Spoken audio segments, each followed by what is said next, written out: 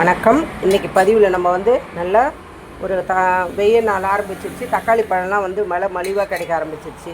அதனால் இப்போ வந்து நான் வந்து தக்காளி ஊறுகாய் போட்டு வைக்க போகிறேன். கடைக்கு ஊறுகாய் சைட் டிஷ் வேணும்ல, அதுக்காக சாப்பாடு லஞ்ச் மதியானம் மீல்ஸ் கொடுக்கும்போது ஒரு ஊறுகாய் கொடுக்கணும்.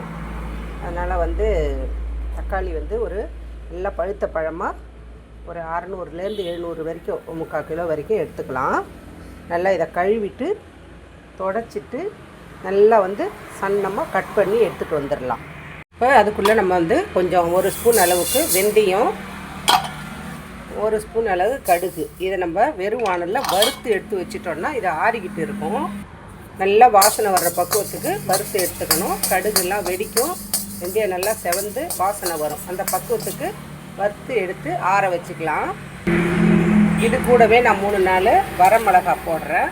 இந்த வரமிளகாயும் நம்ம இதிலே சேர்த்து நான் வறுக்கிறேன். ஏன்னா நம்ம தனி மிளகாத்தூள் தான் போட போகிறோம். இது கொஞ்சம் ஒரு வாசனைக்காக ஒரு 4 வரமிளகாய் கிள்ளி காம்பு எடுத்துட்டு போட்டு இதையும் சேர்த்து வறுத்து எடுத்து ஆற வச்சு மிக்சியில் பொடி பண்ணி வச்சுக்கலாம். இப்போ பாருங்கள், நான் எடுத்து வச்சுருக்க தக்காளி வந்து ஒரு 600 கிராம் கிட்ட இருந்துச்சு. அந்த தக்காளி வந்து நான் நல்லா கழுவிட்டு தண்ணி இல்லாமல் தொடச்சிட்டு இந்த மாதிரி கட் பண்ணி வச்சுருக்கேன். கொஞ்சம் ஒரு நெல்லிக்காய் சைஸு புளி எடுத்துருக்கேன். ஒரு 10 பல்லு பூண்டு, அதாவது ஒரு கட்டி பூண்டு எடுத்து உரித்தேன். அதில் ஒரு 4 பல்லு தனியாக எடுத்து வச்சுக்கிட்டேன் லாஸ்ட்டில் தாளிக்கிறதுக்கு. இப்போ வந்து இதில் நம்ம வந்து இந்த தக்காளியையும் புளி பூண்டு இது எல்லாத்தையும் சேர்த்து வதக்கிக்க போகிறோம்.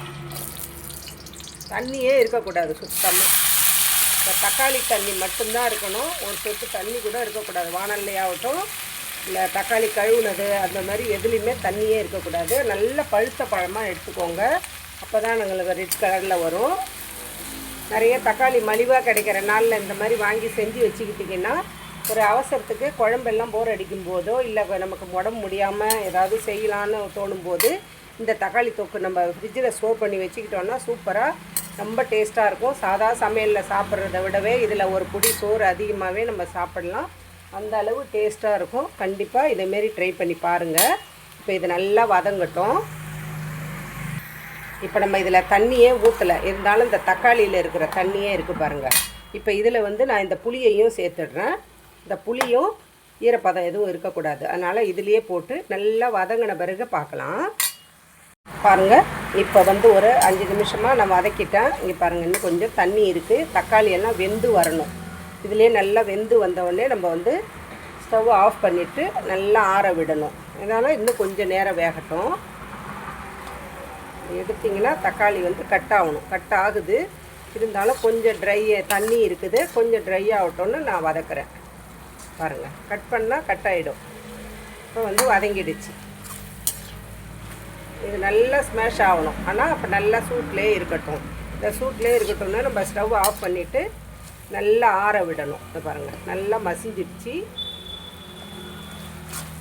நல்லா வெந்து வதங்கி வந்திருக்கு. இப்போ ஸ்டவ் ஆஃப் பண்ணிவிட்டு நம்ம ஆற விடலாம். இப்போது இந்த தக்காளி வந்து நல்லா ஆறி இருக்குது. இதை வந்து நல்லா தண்ணியே இல்லாத ஒரு மிக்ஸி ஜாரில் சேர்த்து கொஞ்சம் கொஞ்சமாகவோ எப்படியோ நீங்கள் உங்கள் மிக்ஸி கொள்கிற அளவுக்கு போட்டு நல்லா வந்து ஃபைன் பேஸ்ட்டாக அரைச்சிக்கலாம்.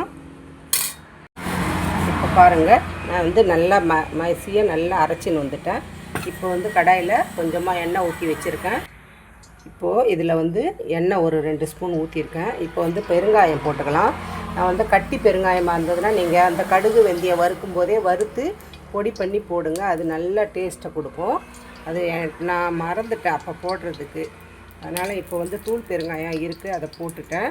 இப்போ இதில் வந்து நம்ம அரைச்சி வச்ச இந்த தக்காளி விழுதை சேர்த்துக்கலாம். இது நான் அரைக்கும் போதே இதில் உப்பு போட்டுட்டேன். அது வந்து வீடியோ எடுக்கும்போது ஸ்கிப் ஆகிடுச்சு. இதுக்கு தேவையான அளவு நீங்கள் உப்பு சேர்த்துக்கோங்க. ஊறுகாய் வகைக்கெல்லாம் வந்து கொஞ்சம் எண்ணெய் தேவைப்படும் அதிகமாக. எண்ணெய் அதிகமாக இருந்தால் தான் கெட்டு போகாமல் இருக்கும். அதனால் நீங்கள் முடிஞ்ச வரைக்கும் கொஞ்சம் ஆயில் அதிகமாக சேர்க்க பாருங்கள். ஆயில் கம்மியாக சேர்த்திங்கனாக்கா அதை அடிக்கடி யூஸ் பண்ணும்போது ஃப்ரிட்ஜில் வச்சு யூஸ் பண்ணிக்கோங்க. இப்போ இது நல்லா ஆயிலில் இருக்கட்டும். நல்லா சொட்டு கூட தண்ணியே சேர்க்கக்கூடாது. இப்போ வந்து இதில் வந்து மிக்சியெல்லாம் நல்லா வழித்து எடுத்து போட்டாச்சு. ஏன்னா கொஞ்சம் கூட ஒரு சொட்டு கூட தண்ணியே சேர்க்கவே கூடாது. எப்பயுமே ஊறுகாய்க்கெல்லாம் தண்ணி ஈரக்கரண்டி ஸ்பூன்லாம் போடக்கூடாது. இப்போ இதுக்கு வந்து நான் ஒரு 5 ஸ்பூன் அளவுக்கு தனி மிளகாத்தூள் எடுத்து வச்சுருக்கேன். இது வந்து நம்ம வீட்டிலே அரைச்சது, நம்ம மசாலா சக்ரா ஹோம் ஃபுட்ஸுக்காக வீட்டில் அரைச்ச தனி மிளகா பொடி. இதில் உப்பு போட்டாச்சு, தனி மிளகா பொடி போட்டாச்சு, பெருங்காயம் போட்டாச்சு. இப்போ இதை நல்லா கலந்து கொடுத்துக்கலாம். இப்போ வந்து இதில் ஒரு 2 கரண்டி அளவுக்கு நான் ஆயில் ஊற்றுறேன். இந்த ஆயிலெலாம் வந்து நல்லா பிரிஞ்சு வரட்டும். அதை வெடிக்கும், இது தண்ணியே இல்லாத இருக்கிறதுனால வெடிக்கும். அதனால் வந்து என்ன பண்ணலாம், மேலே ஒரு தட்டு போட்டு மூடி வச்சுக்கோங்க. நல்லா வந்து இப்போ நம்ம ஊற்றின எண்ணெய் எல்லாம் பிரிஞ்சு வரும். அப்போ ஒரு ஸ்டேஜ் வரும், அப்போ நம்ம வந்து இறக்கிக்கலாம். இதில் இருக்கிற தண்ணி எல்லாம் வற்றணும். நம்ம என்ன தான் வதக்கி சேர்த்தாலும் அரைச்ச தக்காளியை மறுபடியும் நம்ம வதக்கி எடுத்து வைக்கும்போது தான் அது ப்ராப்பரான தக்காளி ஊறுகாய் டேஸ்ட்டு வரும். அதனால் வந்து இது மேலே வந்து ஒரு தட்டு போட்டு மூடி வச்சுக்கோங்க. அப்பப்போ எடுத்து கொஞ்சம் கொஞ்சமாக கிளறி பாருங்கள். இப்போ கொஞ்சம் ஒரு 5 நிமிஷம் கழித்து இப்போ ஓப்பன் பண்ணி இப்போ வந்து நம்ம பொடி பண்ணி வச்சுருக்க இந்த கடுகு வெந்தயத்தூளை இதில் சேர்த்துக்கலாம். இதில் சேர்த்துட்டு இதையும் நல்லா ஒரு கலந்து கொடுத்துக்கலாம். கேர்ஃபுல்லாக செய்யுங்க, மேலே வந்து தெரிக்கும். நல்லா கலந்து கொடுத்துட்டு மறுபடியும் மூடி போட்டு மூடி வச்சுட்டு ஒரு 10 நிமிஷத்துக்கு ஒரு வாட்டி 5 நிமிஷத்துக்கு ஒரு வாட்டி எடுத்து கிளறி கொடுங்க. நம்ம ஊற்றின எண்ணெய்லாம் பிரிஞ்சு மேலே வரும். இதில் இருக்கிற ஈரப்பதம் ஃபுல்லாக அப்சர்வ் ஆகிட்டு அதுக்கப்புறம் ஆயில் மேலே பிரிஞ்சு வரும். அவ்வளோதான், மறுபடியும் மூடி போட்டு வச்சிடலாம். இப்போ ஒரு 5 நிமிஷம் ஆச்சு. இப்போ பாருங்கள், மறுபடியும் ஓப்பன் பண்ணி பார்க்கலாம். இப்போ நான் ஓப்பன் பண்ணி பார்த்துட்டு இதில் ஒரு நாட்டு சர்க்கரை 1 ஸ்பூன் அளவுக்கு சேர்க்குறேன். எப்படி நம்ம ஸ்வீட் எடுத்து கொடுக்கறதுக்காக உப்பு சேர்க்குறோமோ அந்த மாதிரி காரத்தில் கொஞ்சம் வந்து வெல்லமோ நாட்டு சர்க்கரையோ வெள்ளை சர்க்கரையோ ஏதாவது ஒன்று நம்ம இனிப்பு சேர்க்கும்போது நல்லா பேலன்ஸ் பண்ணும். ஊறுகாய்க்கெல்லாம் ஊறுகாய் கெடாமலும் இருக்கும். வெல்லம் போட்டிங்கன்னா நான் வந்து நாட்டு சர்க்கரை போட்டிருக்கேன் ஒரு 1/2 டீஸ்பூன் அளவுக்கு. நீங்கள் வெல்லம் இருந்தால் வெல்லம் போடலாம், இல்லை 1 ஸ்பூன் சுகர் இருந்தாலும் போட்டுக்கலாம். இப்போ பாருங்கள், ஓரளவுக்கு நல்லா கெட்டியாகிடுது, நல்ல வாசனை வருது, ஊறுகாய் வாசனை. இது வந்து நீங்கள் முதல்லேயும் தாளித்து கொட்டி செய்யலாம். மேலே நான் வந்து வீடியோவுக்கு அழகாக இருக்கிறதுக்காக லாஸ்ட்டில் தாளிச்சிக்கலாம் அப்படின்னு சொல்லிவிட்டு கடுகு தாளிக்காமல் வச்சுருக்கேன். நீங்கள் வந்து முதல்ல நீங்கள் எண்ணெய் ஊற்றி கடுகு தாளித்தாலும் தாளிச்சிட்டு அதுக்கப்புறம் கொதிக்க விட்டாலும் கொதிக்க விடலாம். இப்போ பாருங்கள், நல்லா பபுள்ஸ்லாம் வர ஆரம்பிச்சிடுச்சு. இப்போ மறுபடியும் இன்னும் கொஞ்சம் நேரம் மூடி போட்டு அப்புறம் பார்க்கலாம். பாருங்கள், இப்போ ஒரு 5 நிமிஷம் கழித்து ஓப்பன் பண்ணி பார்க்கலாம். நல்லா பாருங்கள், மேலெல்லாம் எண்ணெய் பிரிஞ்சு வந்துட்டு ஊறுகாயில் நம்மளுக்கு கொஞ்சம் கூட ஈரப்பதமே இல்லாமல் நல்லா தொக்கு மாதிரி ரெடி ஆகிடுச்சு. இப்போ இந்த ஸ்டேஜில் அடுப்பை ஆஃப் பண்ணிவிட்டு நம்ம வந்து வேறு ஒரு கடாயிலேருந்து நம்ம தாளித்து கொட்டிக்கலாம்.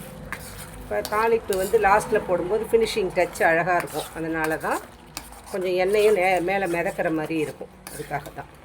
இப்போ இந்த ஸ்டேஜில் உப்பு காரம் எல்லாம் புளிப்பு எல்லாம் செக் பண்ணிக்கோங்க. நம்ம ஃபைனலாக ஊறுகாய் ரெசிபி வந்து முடிகிற ஸ்டேஜுக்கு வந்தாச்சு. இப்போ ஸ்டவ் ஆஃப் பண்ணி வச்சிடலாம். பாருங்கள், நான் தக்காளி ஊறுகாயை நான் எடுத்து ஒரு பவுலுக்கு மாற்றி வச்சுருக்கிறேன். ஈரமே இல்லாத ஒரு ஏர்டைட்டான பாத்திரத்தில் எடுத்து வச்சுக்கோங்க.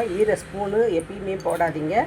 எடுக்கும்போது கொஞ்சமாக எடுத்துக்கோங்க. அதுக்கப்புறம் மீதியை ஃப்ரிட்ஜில் எடுத்து வச்சுக்கோங்க. அந்த மாதிரி யூஸ் பண்ணிங்கன்னா 6 மாதம் கெட்டு போகாமல் சூப்பராக இருக்கும். இப்போ இதுக்கு ஒரு தாளிப்பு நான் கடைசியில் தாளித்து கொட்டுறேன். ஏன்னா ஒரு வீடியோவுக்கு அழகாக இருக்கிறதுக்காகவும் எண்ணெய் மேலே இருக்கும்போது ஊறுகாய் கெட்டு போகாமல் இருக்கும், அதுக்காகவும் தான். இப்போது நான் வந்து ஒரு குழிக்கரண்டி அளவு எண்ணெய் ஊற்றிருக்கேன். கொஞ்சம் கடுகும் பெருங்காயமும் சேர்த்துருக்குறேன். கடுகு நல்லா வெடிக்க ஆரம்பிச்சிருச்சு. அப்போ நான் எடுத்து வச்ச இந்த 4 பல்லு பூண்டு நசுக்கி இருக்கேன், இதில் போட்டுக்கலாம். நசுக்கி போடும்போது இதில் எண்ணெயில் நல்லா ஈரப்பதம்லாம் வெடித்து நல்லா இதாகிடும், ட்ரை ஆகிடும். அதுக்கப்புறம் எடுத்து நம்ம மேலாக்கா கொட்டி கிளறி வச்சோம்னா ஊறுகாய் நல்ல டேஸ்ட்டாகவும் இருக்கும், ரொம்ப நாள் படவும் இருக்கும். நான் சொன்ன டிப்ஸ்லாம் ஃபாலோ பண்ணிங்கன்னா ஊறுகாய் வந்து சீக்கிரம் கெட்டு போகாமல் கடைசி சொட்டு வரைக்கும் நல்லாவே இருக்கும் ஊறுகாய். இப்போ இதை எடுத்து நம்ம இதில் ஊறுகாயில் சேர்த்துடலாம்.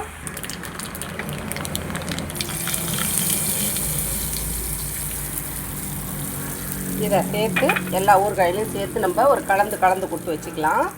அவ்வளோதான், இதில் எல்லாம் நல்லா கலந்து கொடுத்தாச்சு. இதை வந்து நல்லா ஆறினவுடனே நான் சொன்ன மாதிரி ஏர்டைட்டான ஒரு பாட்டில்லையோ இல்லை கண்டெய்னரில் மூடி வச்சுக்கோங்க. அப்பப்போ தேவைப்படும் போது எடுத்து வச்சு யூஸ் பண்ணிவிட்டு அதுக்கப்புறம் ஃப்ரிட்ஜில் வச்சுக்கோங்க. இந்த பதிவு உங்களுக்கு எல்லாருக்கும் யூஸ்ஃபுல்லாக இருக்கும்னு நினைக்கிறேன். கண்டிப்பாக பிடிச்சிருக்கும். பிடிச்சிருச்சுன்னா லைக் பண்ணுங்கள், ஷேர் பண்ணுங்கள். அதை பாயிண்ட் ஓவர் சப்ஸ்கிரைப் பண்ணுங்கள், பக்கத்தில் இருக்க பெல் ஐக்கானை அழுத்துங்க. வாழ்க வளமுடன், நாளும் நலமுடன்.